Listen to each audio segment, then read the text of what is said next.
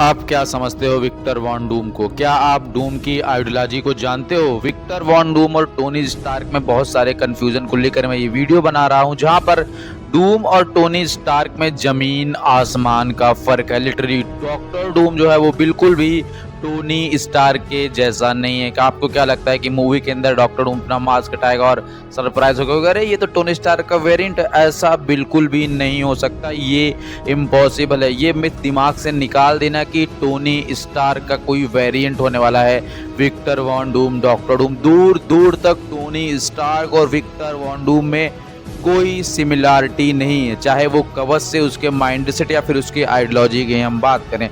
Overall Victor Von Doom जो कवच पहनता है वो कवच नहीं है, वो उसकी शरीर का, उसकी बॉडी का एक पार्ट है जो कि कभी उससे अलग नहीं हो सकता है। अगर विक्टर वॉन डूम का कवच, उसका आर्मर उसके शरीर से अलग किया तो ये मान के चलो कि डॉक्टर डूम वहीं खत्म हो जाएगा। वो 24/7 परमानेंटली डॉक्टर डूम के शरीर का हिस्सा बन चुका है।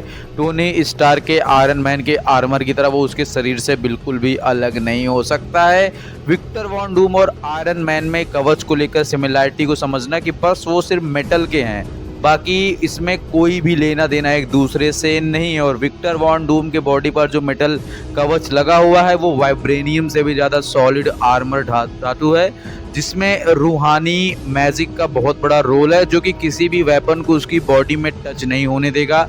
थॉर का जो उसने हैमर रोका है ट्रेलर के अंदर, वो अपने फिजिकल फोर्स, बॉडी के स्ट्रेंथ से नहीं रोका है मेरे भाई, वो उसने रोका है अपने उस मैजिक के थ्रू। जो उसके हाथों पे लिखा होता है, वो आर्क बना होता है, उसके पावर के थ्रू वो रूहानी मैजिक है जो उसको मदद करता है चीज़ों को कंट्रोल करने में। और वो जो हैमर है उसकी बॉडी में टच भी नहीं हुआ, जो कि ट्रेलर में देखने को मिला। वो उसके हाथ में छुआ भी नहीं है, वो गैप है इन दोनों के बीच में, हैमर और उसके हाथ के बीच में। और टोनी स्टार्क जो है वो एक्चुअली हीरो तो था, कह सकते हैं थोड़ा एरोगेंट था, थोड़ा सा था मतलबी टाइप कुछ, लेकिन एटलीस्ट वो हीरो था। लेकिन विक्टर वॉन डूम को आप हीरो नहीं कह सकते हो, वो करता है जो सही लगता है उसे। टोनी स्टार्क की तरह कैप्टन अमेरिका जैसे सलाह लेने नहीं जाता है वो। डॉक्टर डूम जो है अपने से ऊपर किसी को मानता ही नहीं है। टोनी स्टार्क और डॉक्टर डूम की आइडियोलॉजी में सबसे बड़ा डिफरेंस यही है कि टोनी स्टार्क जीनियस था, अकड़ू था, घमंडी था, लेकिन डॉक्टर डूम जो है वो खुद को भगवान मानता है। वो मानता ही नहीं है कि मेरे ज़्यादा कोई स्मार्ट हो भी सकता है, और है भी नहीं। ऐसा कहा जा सकता है कि मार्वल सिनेमैटिक यूनिवर्स के one of the most high IQ एयर, सबसे ज़्यादा इंटेलिजेंट पर्सन में विक्टर वॉन डूम आता है, और उसके कंपटीटर में आते हैं हमारे Reed Richard Fantastic Four. And Tony Stark और विक्टर वॉन डूम जो है, ये भी इनका लाइफ का ट्रॉमा तो फादर रिलेटेड चलता ही रहता है, लेकिन एक्चुअली टोनी स्टार्क जो है वो हावर्ड स्टार्क का एक्चुअल सन नहीं है। टोनी एंथोनी स्टार्क नाम होता है टोनी स्टार्क का एक्चुअल नेम एक्चुअली, या ये अडॉप्टेड सन होता है। हावर्ड स्टार्क का रियल सन का नाम होता है आर्नव स्टार्क, जहाँ तक मुझे याद है। आर्नव स्टार्क आप गूगल करोगे तो आपको पता चल जाएगा। तो आर्नव स्टार्क जो है वो एक्चुअली हावर्ड स्टार्क का बेटा होता है, लेकिन वो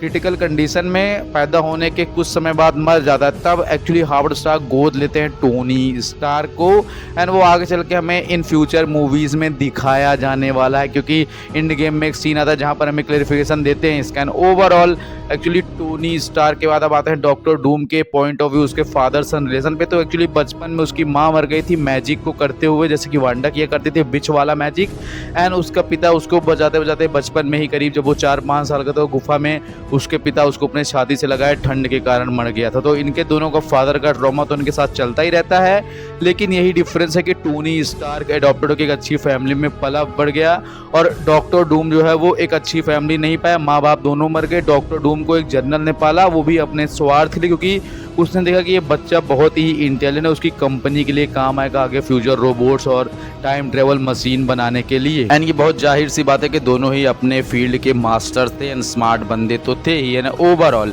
डॉक्टर डूम जो है उसकी आइडियोलॉजी ये है कि भाई वो बैटल वर्ल्ड को बनाए, मतलब जिन इनकर्जन की वजह से जो जो यूनिवर्स बर्बाद हो रहे हैं, इन सारे यूनिवर्स को डिस्ट्रॉय करके एक अपना यूनिवर्स बनाया जिसका नाम होगा बैटल वर्ल्ड, जहां पर कभी भी इनकर्जन की प्रॉब्लम आएगी ही आएगी नहीं। और रॉबर्ट डाउनी जूनियर जो आयरन मैन प्ले करते हैं, एक्चुअली वो ये चाहते थे अवेंजर्स ऑफ अल्ट्रॉन मूवी में दिखाया भी गया कि एक्चुअली चाहते हैं कि पूरी दुनिया के लिए एक कवच बनाएं, इनकी दुनिया सुरक्षित रहे, प्रोटेक्टेड रहे। और ये बात फिर से आपको एवेंजर्स डूम्सडे में देखने को मिलेगी, जहां पर टोनी का जिक्र होगा, जो कि लोग कहेंगे कि वो सही कहता था कि एक कवच बनाने की ज़रूरत थी पूरी दुनिया के ऊपर, जो कि आगे चल के एक बड़ा थ्रेट होने वाला है। टोनी स्टार्क हमेशा अपनी गलतियों से सीखता है और विक्टर वॉन डूम कभी अपनी गलतियां स्वीकार ही नहीं करता है। वो तो मानता ही नहीं है कि उसने गलती की हुई है। वो कहता है कि मैं जो कर दूं वही सही है, वही विधि का विधान है और मैं ही देवता, मैं ही भगवान हूं। तो टोनी स्टार्क की आइडियोलॉजी और विक्टर वॉन डूम के डॉक्टर डूम के आइडियोलॉजी में ज़मीन आसमान का फ़र्क है।